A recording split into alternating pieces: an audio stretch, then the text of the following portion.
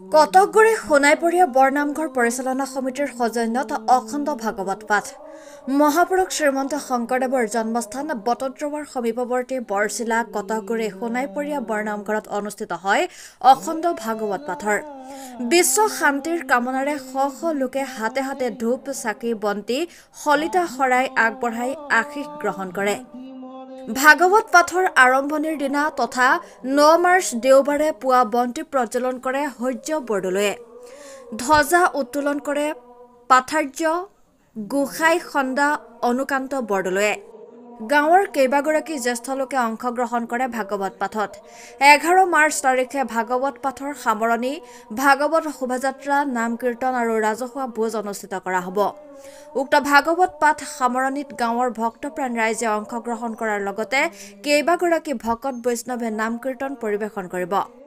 সামৰণি কাৰ্যসূচীত সোণাইপৰীয়া গাঁৱৰ ৰাইজকে ধৰি ৫ শতাধিক লোক উপস্থিত থাকিব বুলি জানিবলৈ দিয়ে। বটদ্ৰৱাৰ পৰা মেহদী জামানৰ ৰিপৰ্ট, এনি এক্সপ্ৰেছ। সৰ্বগুণাকৰ জাকিৰি নাহিকে উপাম তুহাৰি চৰণে ৰেণু শতকোটি বাৰেক কৰোহু প্ৰণাম। কৃষ্ণ, আপোনালোকৰ চেনেলৰ যোগেদি আমি অসমবাসীক জনাব বিচাৰিছোঁ যে আমি বিগত 21 বছৰ ধৰি এই সোণাইপৰীয়া বৰ নামঘৰতেই তেওঁলোকৰ অভ্যৰ্থনাৰ সমিতিৰ উদ্যোগতে আজি 21 বছৰে অবিৰত ভাগৱত পাঠ 3দিনীয়া কাৰ্যসূচীৰে ইয়াত অনুষ্ঠিত কৰা হৈছে। এইবাৰো সমস্ত বিশ্ববাসীৰ শান্তিৰ হেতুকে আজি 3দিনীয়া কাৰ্যসূচী অৰ্থাৎ বিগতৰ যোৱাকালিৰ পৰা 9 মাৰ্চৰ পৰা আজি 10 আৰু 11 কাইলৈ 10 বজাত আমাৰ এই মহান কল্পতৰু ভাগৰ 3দিনীয়া কাৰ্যসূচী সমাপনী হ'ব। ইয়াতে আমি আপোনালোকৰ চেনেলৰ দ্বাৰা সমস্ত বিশ্ববাসীকে আমি জনাব বিচাৰিছোঁ যে বিগতৰ 21 বছৰে আজি এই সোণাইপৰীয়া বৰ নামঘৰ সমিতি দ্বাৰাৰ যি 3দিনীয়া কাৰ্যসূচীৰে অবিৰত ভাগৱত পাঠ ভাগ চলি আহিছে।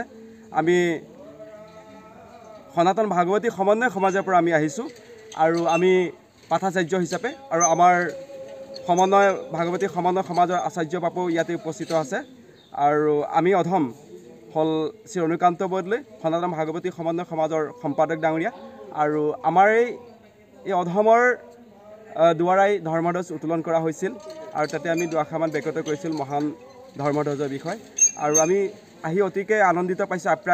তেওঁলোকৰ আপ্যায়ন আমি খুবেই আনন্দিত হৈছোঁ। তেওঁলোকে খুব সুন্দৰকৈ ভকত বৈষ্ণৱ সমস্তক আপ্যায়ন কৰিছে। কৃষ্ণ।